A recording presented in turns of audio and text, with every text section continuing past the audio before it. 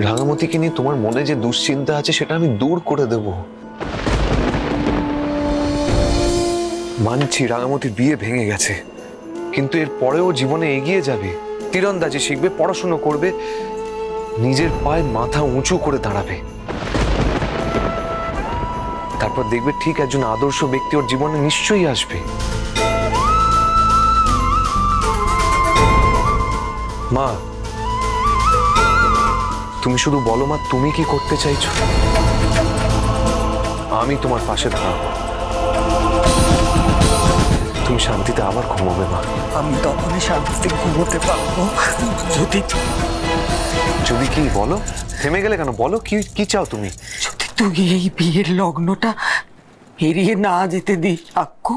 মানে তুই তো তুই চাস তো তোর মা শান্তিতে ঘুমো।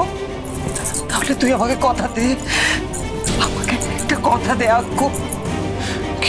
কি কথা? তুই কথা দে যে